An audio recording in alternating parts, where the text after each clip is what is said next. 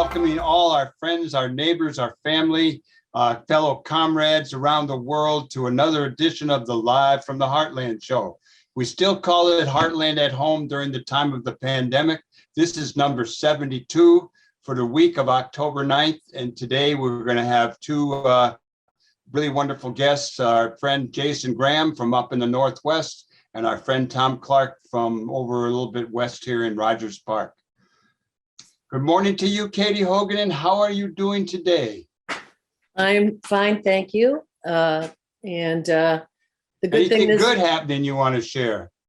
The good thing that happened to me this week was for the first time, I visited something called the Anderson Japanese Garden in Rockford. I highly recommend it as a beautiful way to spend a couple hours. It's not huge distance to cover, but it's incredibly gorgeous and Zen-like. And the dining room attached to this place, excellent.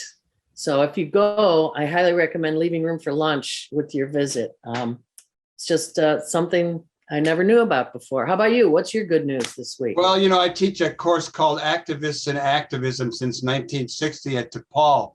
And this week we went to the Chicago History Museum to have the students look at 1968 and what came down during that time.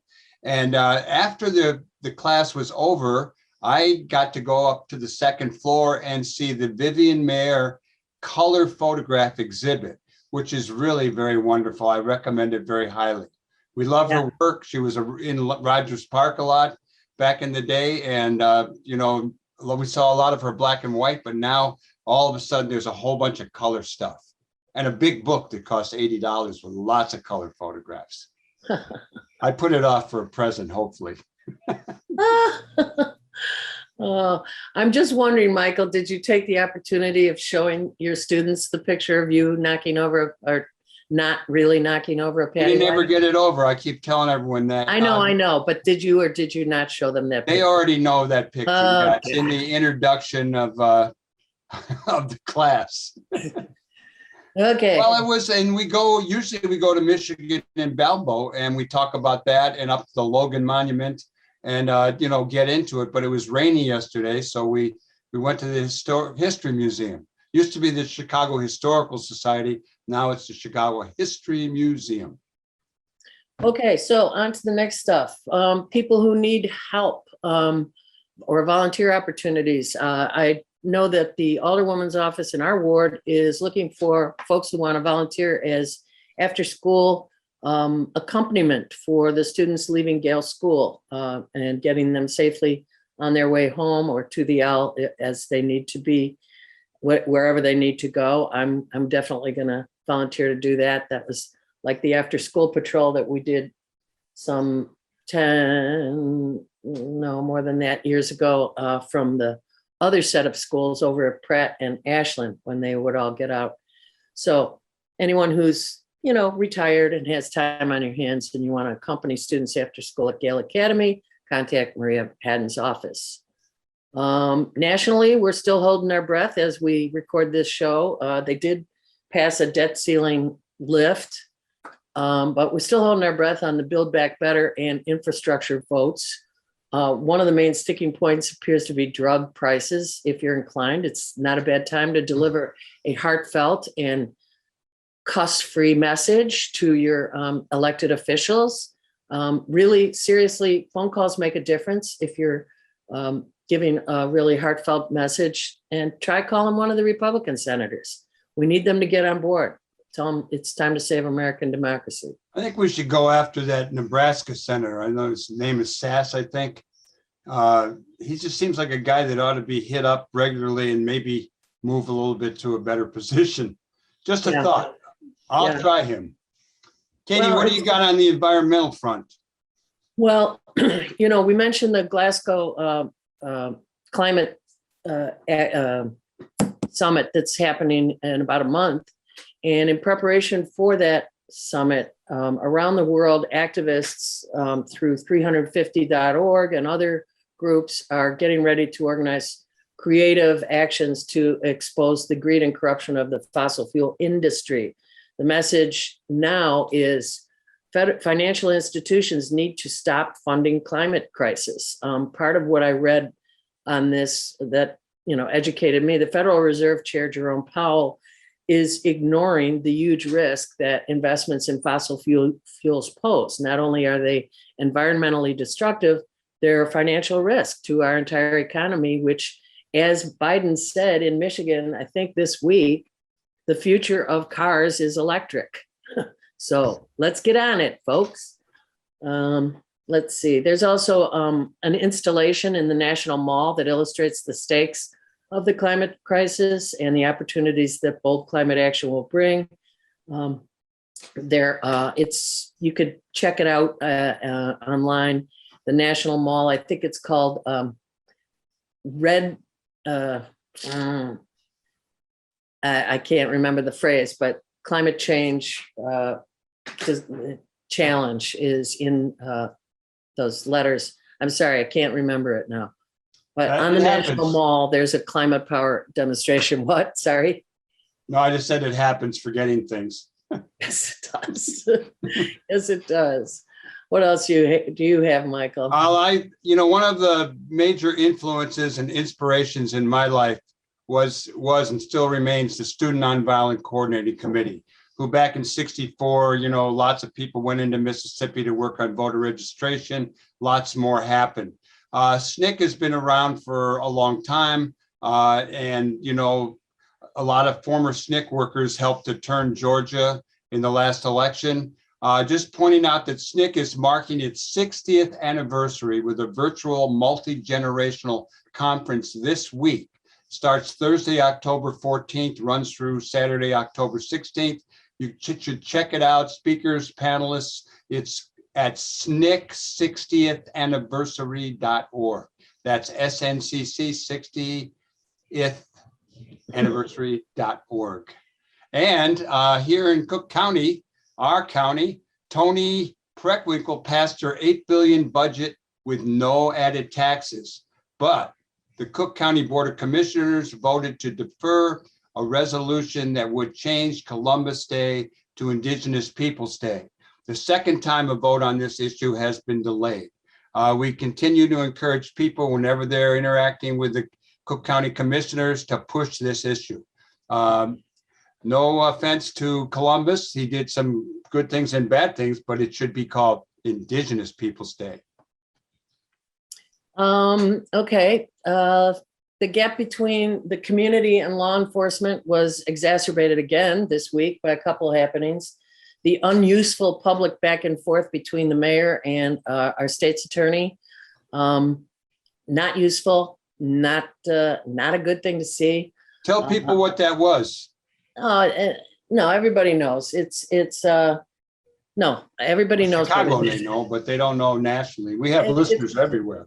Well, it followed that with the just released video of police laughing while shooting rubber bullets at the Minnesota demonstrators a couple of years ago.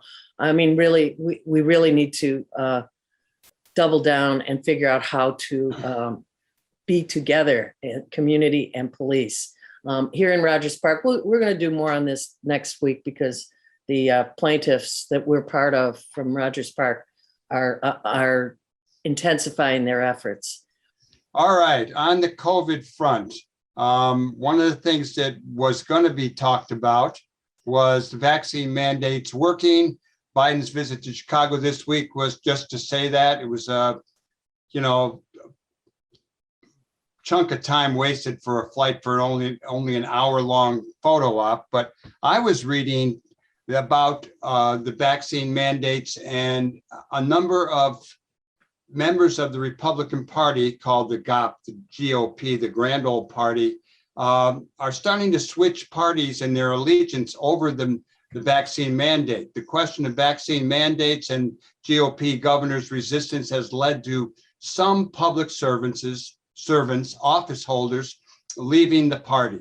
Washington Post reports that Joy Hoffmeister, the Oklahoma State Secretary of Public Instruction, has switched parties and intends to challenge the sitting Republican governor named Kevin Stitt in a run for governor.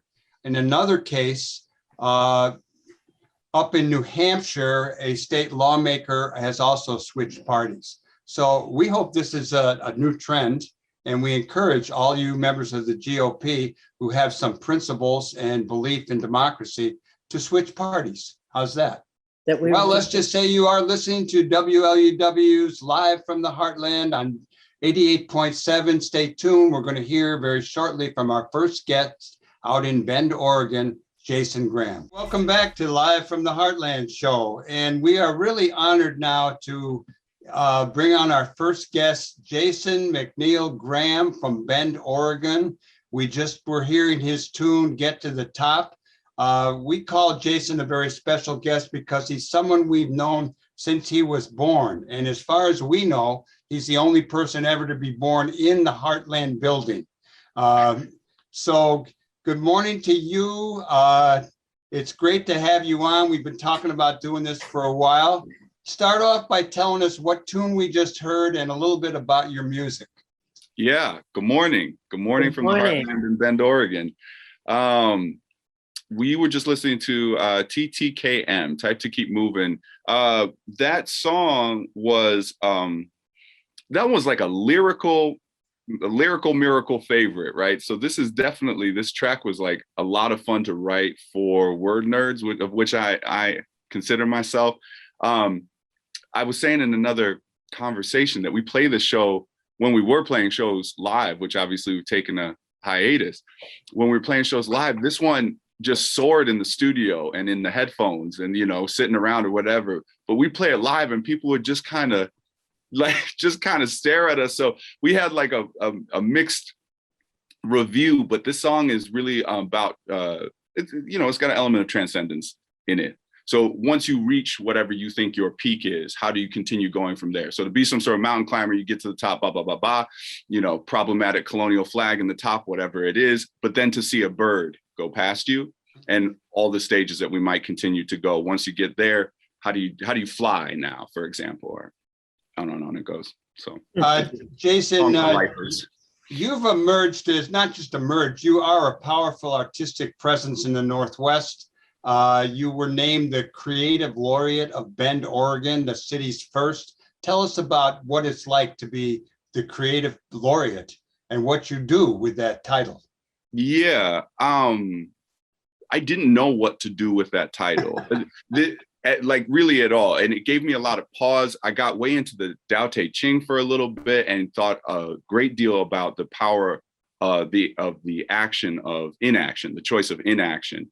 It was at an interesting cusp where I was realizing quite a few things about my community, realizing how I'd been representing my community. I was wondering what my community was. Bend, Oregon is an anti-slave, but an anti-Black state. So just to give you some sort of idea as to, which you probably know, but, or it's becoming more popular. Anyhow, that my relationship to the community as an other, there's been a variety of words that I've used, but that was really highlighted by that particular title in such a way that I felt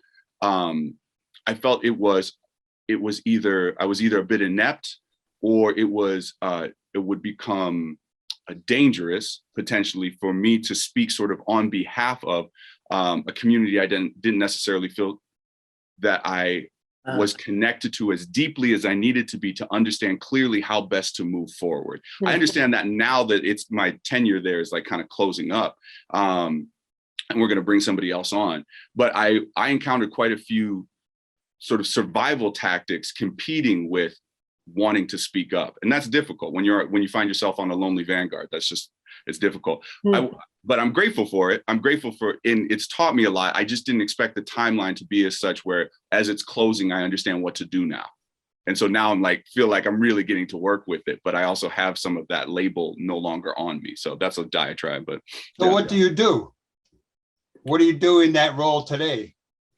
Oh, well, really some of that was just showing up, finding out the lifelong lesson that you can show up as you are, that the work that I was already doing qualifies as good enough, that part of the work isn't about me at all, is about finding other folks in the community who need some sort of platform or advocacy. I did a lot of work in what I just called the underground, if you can call it here, but just away from the press or the limelight or the politicians who you would look good alongside or all of that kind of stuff. I became very skeptical of immediately. And that was due to the fact that we had one of the, I believe it was the first woman of color to be brought into our city council. And as she was being brought in, she was replaced. And that seemed, the way in which she was replaced seemed deeply questionable to me, but I was allowed in. So now I was questioning that dynamic. So like, I'm good to work in the House, right? So if I'm good to work in the House, then what does that say about who I'm advocating for? Whether or not it went to that extent, I'm finding more and more that isn't paranoia. That's, I'm learning more and more all the time about things systemically that are in place in this way. So, but I feel like I went off I didn't answer. You're doing great. You're doing great. I'm going to shift gears a little bit. And, I see your artistic work online, I think on Instagram, and it's really nice. So you're not just a musician, a poet, an activist, but you're also a serious graphic artist. Can you tell us a little bit about your paintings, the medium? What is your inspiration and what you are conveying? Yeah. For sure. I did, Katy, I also noticed you put your hand up at one point, so I didn't know. Do you remember? Michael just walks over me, I'll get to you. Go ahead, answer Michael's question. If the feeling is mutual. Yeah. I know there's a height difference here, but other than that, I've never actually known who really has the upper hand. She does. Yeah, that's what I was wondering. Okay, that's what I was wondering. Painting wise, this is, I keep mentioning this excerpt I saw of Duke Ellington giving an interview, and the guy said, where you get your ideas from? He goes, I got a million ideas. And he goes, I thought you played piano. It feels scripted. I don't believe it is. And he goes, no, man, I don't play piano. All I do is dream. And I love that. And so then he goes on to a riff and he's like, this is just dreaming. So if I can attach myself to Duke Ellington so I don't sound quite so vapid, this is all poetry. The painting is just poetry. It's just an extension of the poetry. The music is just poetry. Just, talking politics is just poetry, going in and out of relate. It's all just the poetry. It's just it's figuring out how the beauty of the architecture of expression.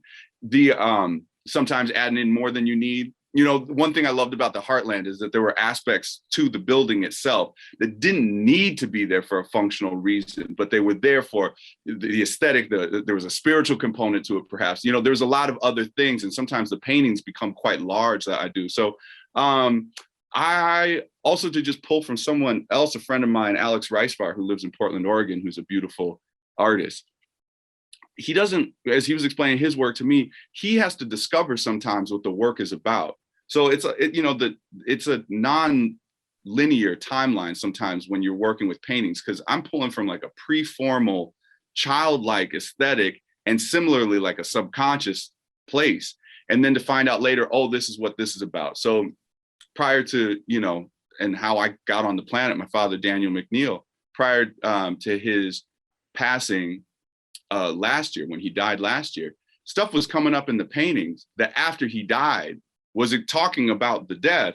So that, call that whatever you like, but that is a real strong way for me to connect. It also allows me to not, the combination of what that says to me and having kids allows me not to back down too much on a price tag. Because if you look at my stuff, you're like, my child could do that. I'm like, your child did do it. Good book for him, I noticed. That's good. Yeah. But it's like, when you start to see the value and the significance in that thing, the pricelessness of it, now all of a sudden, asking somebody asked me and they wouldn't give me a price. And I was like, $35,000.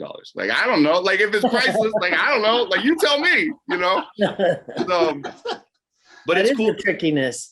It's interesting. I hear, I just then heard in your cadence a little bit of Dan. And so I want to bring up Dan, because when he did pass last year, we noted that and talked about him on the radio show, because so many folks who know us and know Live from the Heartland also knew and loved Dan. And I'm so grateful that Michael and I, on a walk that we took at the start of the COVID lockdown, such as it was here, found ourselves walking by Dan's apartment, and we called him, and he came out, and we had a good 25-minute visit, which Michael actually captured a little bit of on video, which was amazing. And I know he probably shared that with you earlier. But what I have to observe is that you are in a very parallel or similar path to the one your father took. That's right. Storyteller, lyricist, poetry, the beat. I mean, Dan was so well known as the drummer of Rogers Park, period. He started more drum circles in his work and in his social life than anyone else. And what a great sharing spirit he was.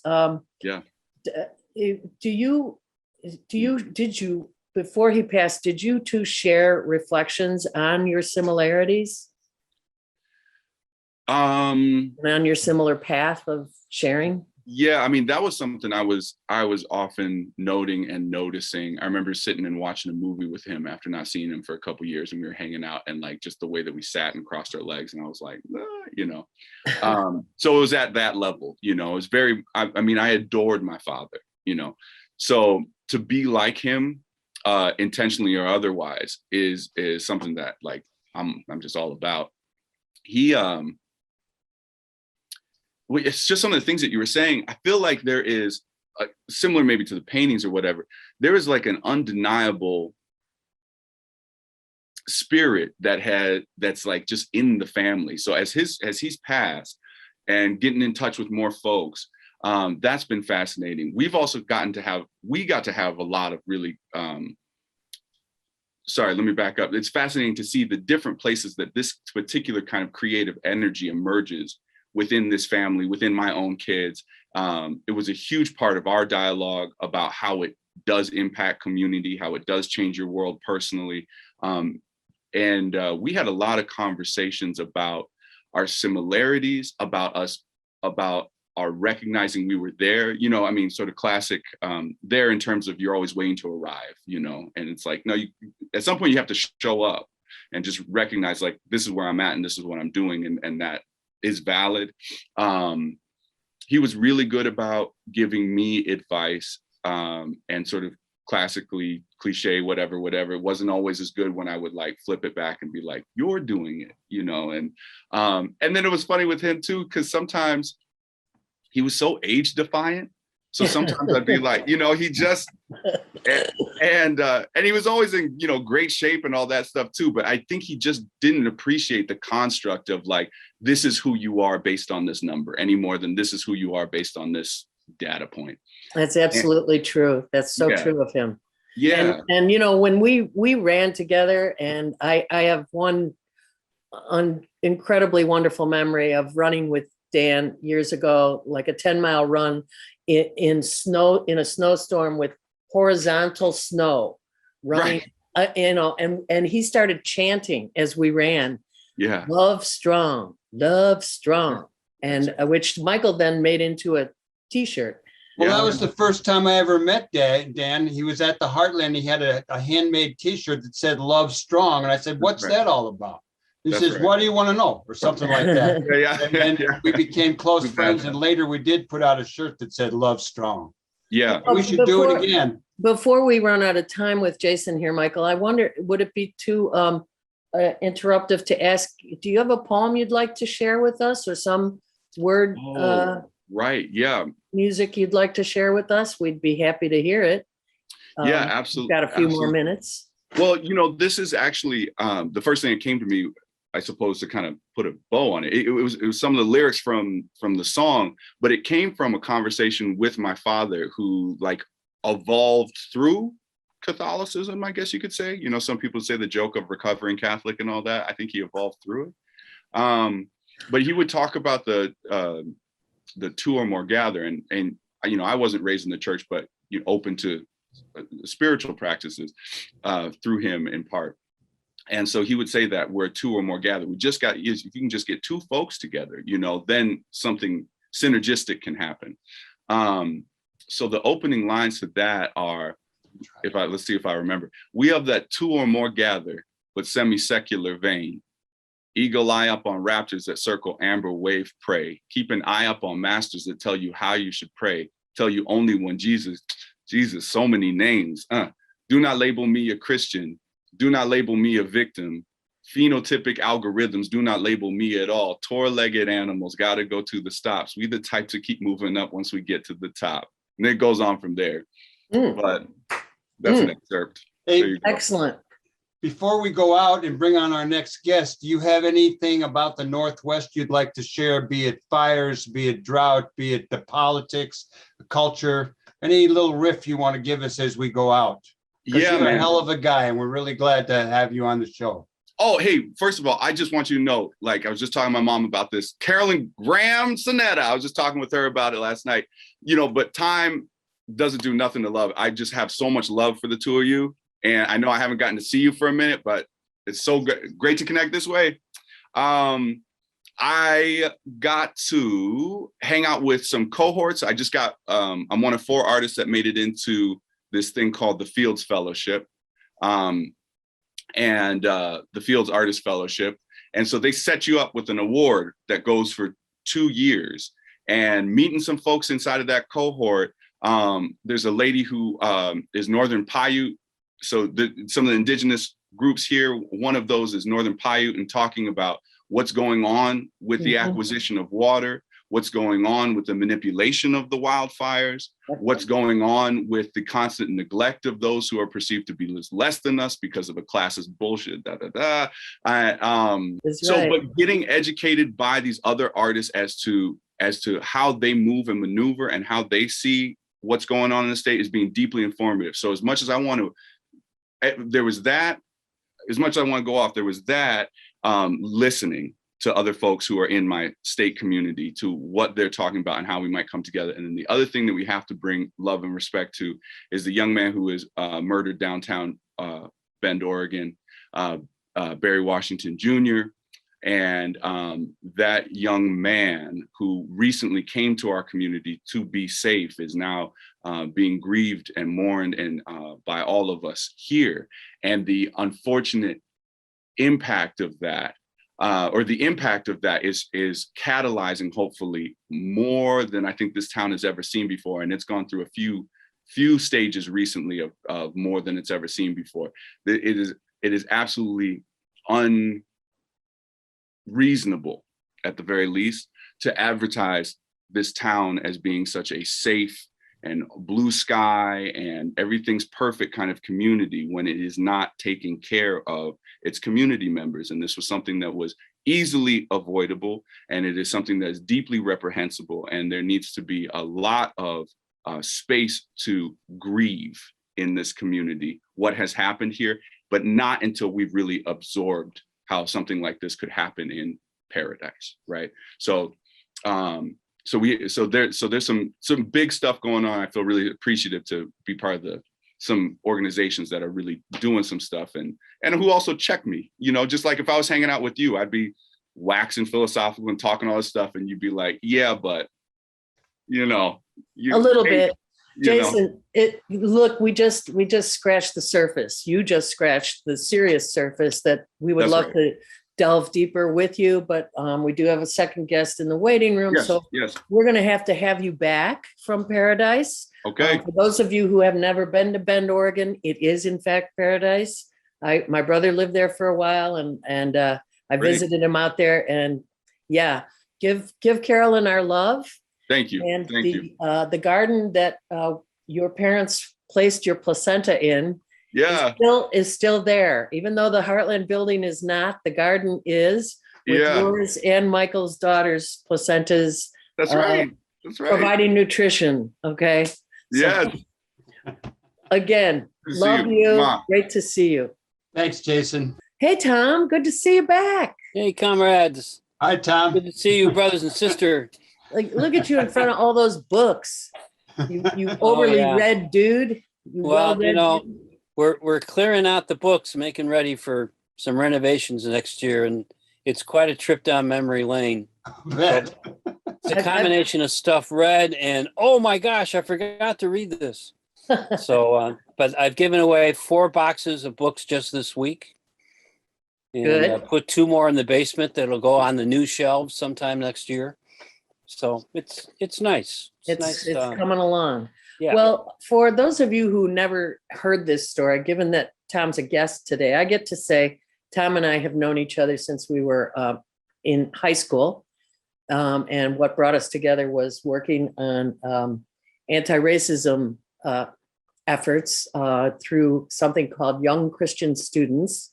When our previous guest, Jason McNeil Graham, referred to whenever 3 or more are gathered, it was great to hear him reference that particular piece from the Bible, from New Testament, because I had my key one was the mystical body of Christ. That phrase got me and kept me going throughout, even to now.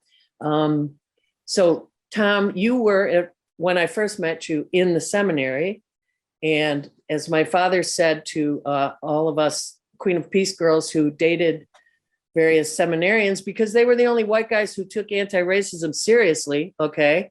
My father's accused us all of messing up vocations. Yeah. Interrupting people's call. All I want to say about go ahead. Mother Macaulay and Queen of Peace gal certainly did mess up a bunch of us who are on the journey and seminary journey, but they were heady years. I mean, we called them human relations days, if you recall. When and we what was a bigger deal at Quigley North is that we brought women on campus on a Saturday when normally we were in school in class, because they didn't want us in sock hops Friday night. So we had Thursdays off and went to school on Saturday. Yeah. So we turned some of those into human relations days. And, you know, as they say, is history. So you became a newsman of a certain kind of, a different kind of newsman, a guy paying attention to journalism who was not exactly a reporter, but maybe reporting on reporters and more often reporting on ideas that the reporters weren't covering, which led to you starting the amazing community media workshop that had a long life and a lot of service to the community. Now retired-ish, where do you find news these days, and what do you think are the better sources that we do have, given the strange media landscape that we've moved into in the last It is a strange media landscape. It is rife with many opportunities, but many changes and many diminished newsrooms. My life's work out of Columbia College was often trying to get that third source into a news story.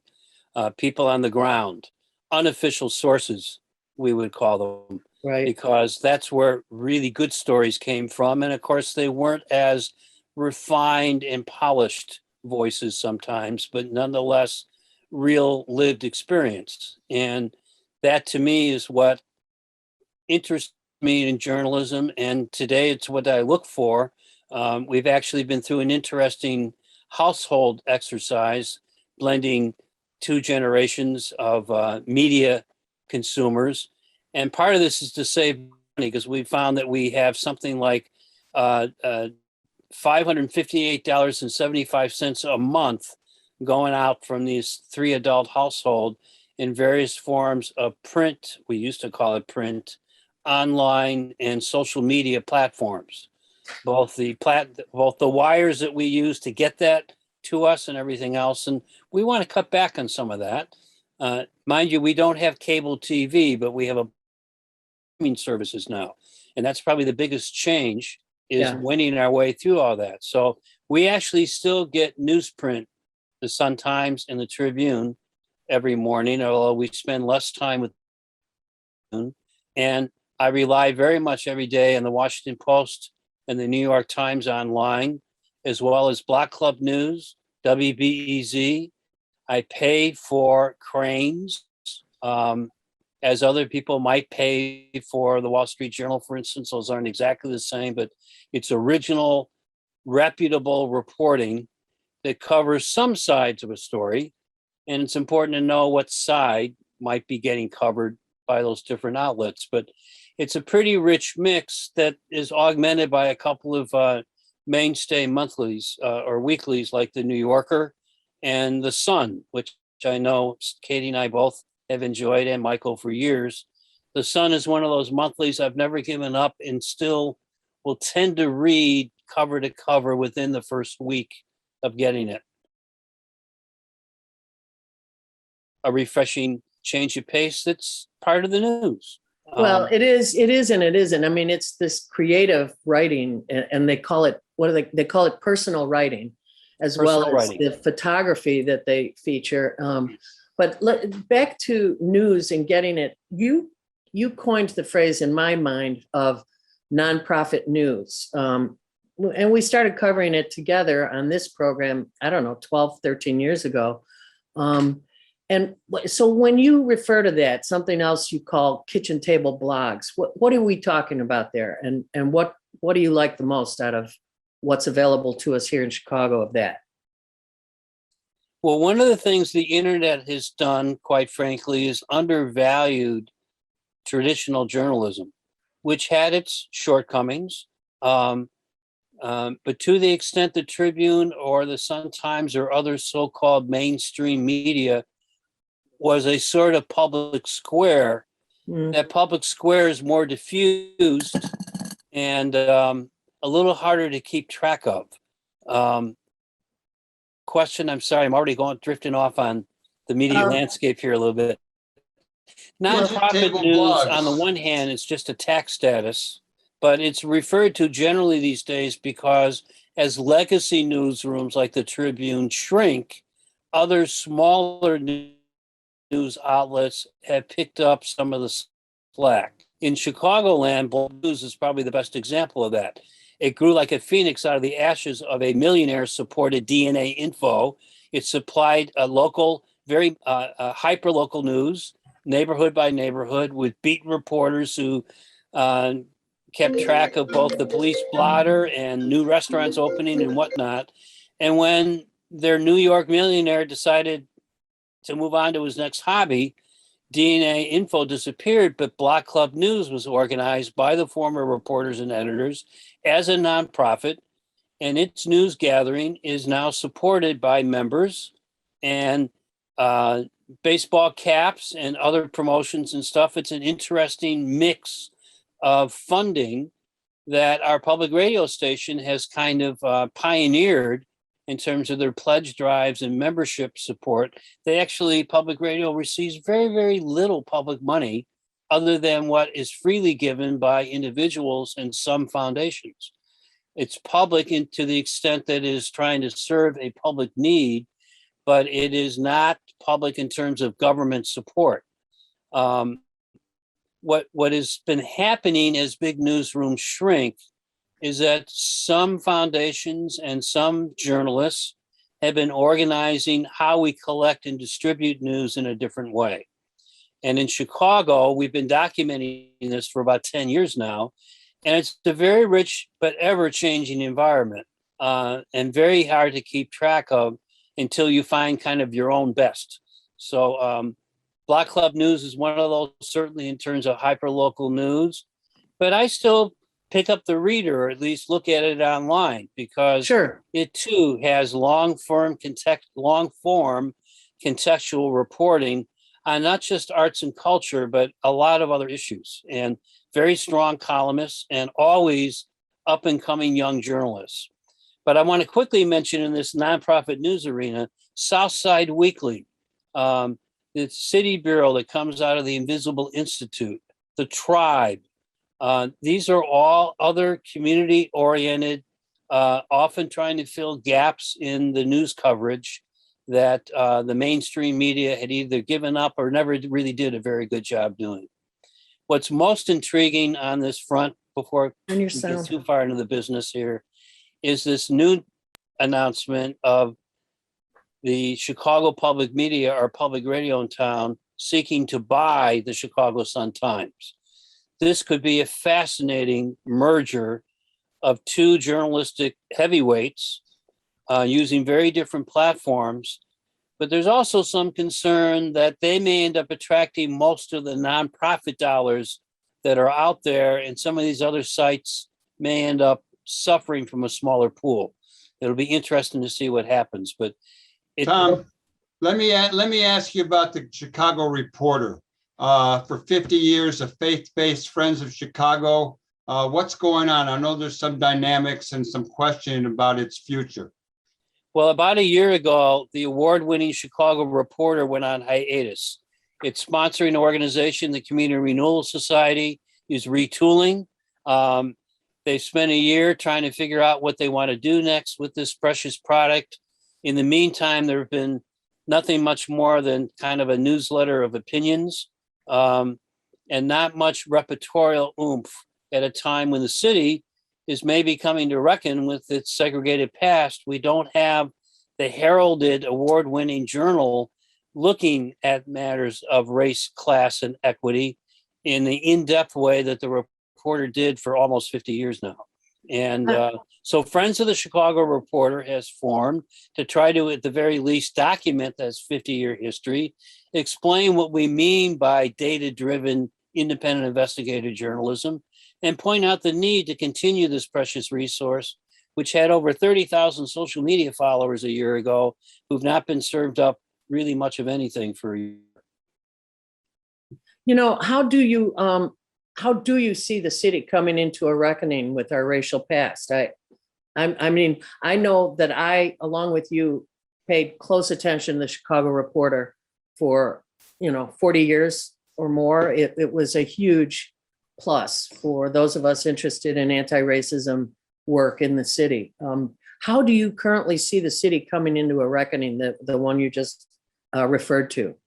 Just briefly, because. Well, I'm afraid some of the divisions we have in our city reflect the national trend where more and more our individual fears are weaponized, and we end up in our own corners sort of yelling past the center, past the public square, and not really hearing each other anymore. Yeah.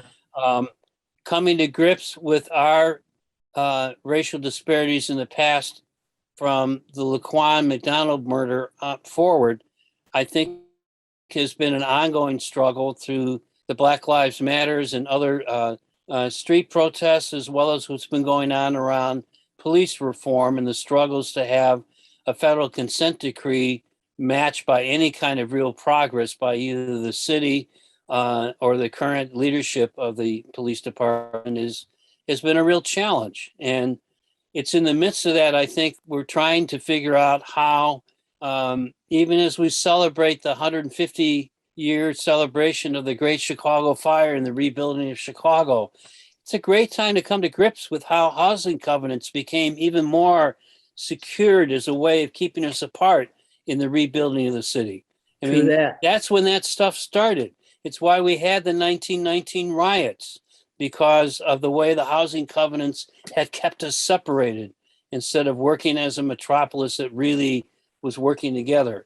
So I think at a time when, just looking at things politically, we have a lieutenant governor who's African-American, an attorney general who's African-American, the president of the Cook County Democratic Party who's African-American, the president of the county board, the mayor, the state's attorney. We still have this ongoing undercurrent of whether these are the right people to be running stuff, and fears by others about whether the city's headed in the right direction, such that billionaires can spout off about our like Afghanistan.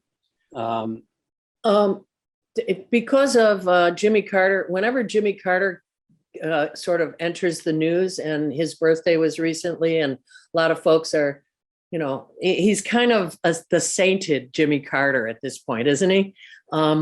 You have, in your photographer, putting your photographer hat on, you took kind of an iconic photo, which then popped up, once Jimmy Carter's name gets brought up, that you took in your own whole old neighborhood of Uptown, featured Jimmy Carter and Mayor Harold Washington in front of a Voice of the People, I think, building. I mean, one of the greatest parts of that photo, other than the absolute joy that they're laughing, and Rosalind Carter's in it too, but above there's on the second story window is this person's face, a young person's face, leaning on their arm, kind of watching the whole scenario. Talk about that photo and what it meant to you. I think you just got into something with Jurafsky about it, but whatever you want to say, we've got a couple minutes left. It's And a I great appreciate photo. your. It's certainly one of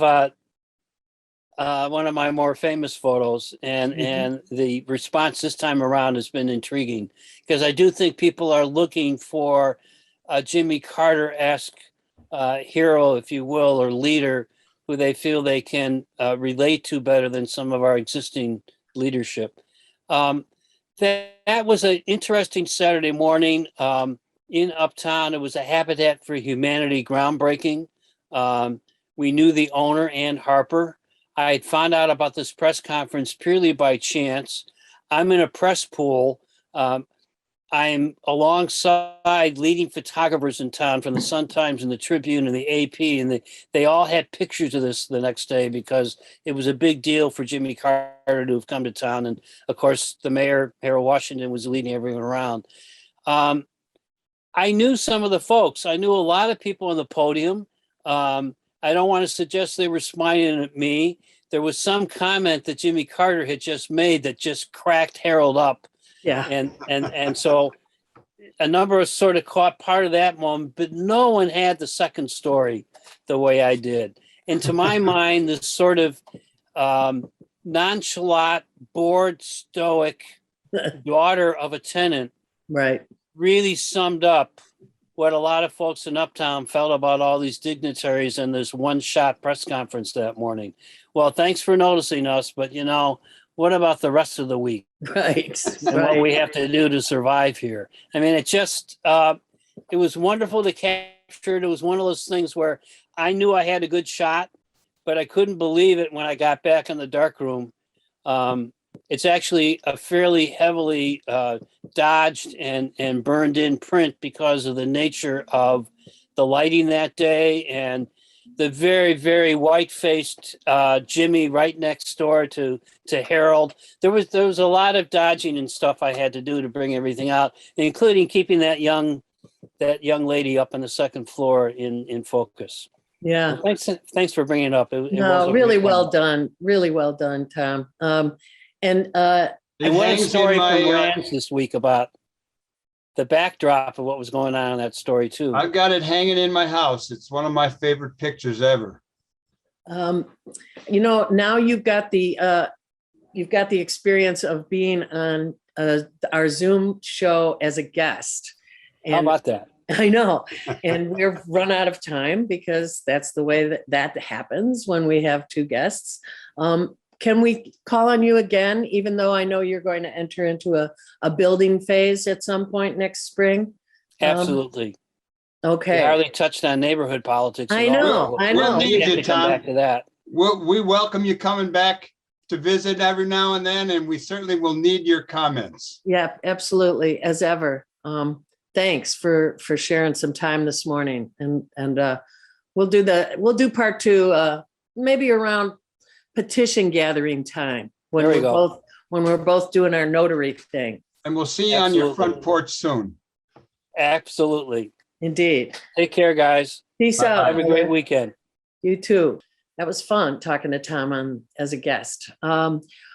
As far as events go, tomorrow is a big day in Chicago, and it brings back memories for Michael and I, who both ran in the very first Chicago Marathon back in 1977, I think it was. I didn't finish, but Michael did on that one because I had never run more than 15 miles. And once I got to the 20-mile mark, and I decided, well, maybe I should just walk while I drink water this time. And taking the first walking steps, I almost fell over, and the marshals sat me down, wrapped my knees in ice bags, wrapped those in ace bandages. And I was so out of it, I could just look down and say, well, that's going to make running really hard. And they said, oh, honey, you're done today. But didn't Michael continue? And I remember sitting in the truck waiting for him to finish, which he did. God love him. And later, I did finish 3 marathons in different places, but we just it's fun to watch. So if you're out and it's supposed to be a beautiful day tomorrow, inspiring to watch all these people run, might even inspire you to get your running shoes on. And we want to shout out to Michael. I want to do a special shout out, not only to all the runners, but to my son-in-law, Dimitri Doden, who's in from New York, and he's running on probably his 3rd or 4th marathon, maybe not that many, but I'm sure he'll do well. And on the sports front, the beloved White Sox are being tested down there in Texas, down in Houston. They play this afternoon. We are recording on Friday. They'll also be back in Chicago for the 3rd game, and that will be at Comiskey Park. Now, I call it Sox Park. It's got a bunch of new names. And another thing to really take note of on the sports front is the current upheaval, let's call it a reckoning, in the National Women's Soccer League, where games were halted last weekend over accusations that coaches abused players, team executives didn't pay attention, and the league failed to protect its most important asset, the athletes. Incredible. So in closing, we will go out with Our World by Twin Peaks, as we normally do. For over 25 years, we have brought you live from the Heartland, now called Heartland at Home. We broadcast every Saturday morning, 9 o'clock Central on Chicago's WLUW 88.7 FM, also streaming live from WLUW.org and archived on our channel at youtube.com/heartlandmedia. We are also now on Spotify and Google Podcasts. You type in Live from the Heartland. So thanks to our entire crew, our little crew, Luis Mejia Aarons and Lynn Orman Weiss. We want you to do good in the world. Because the world needs all the good that we do. All power to the people.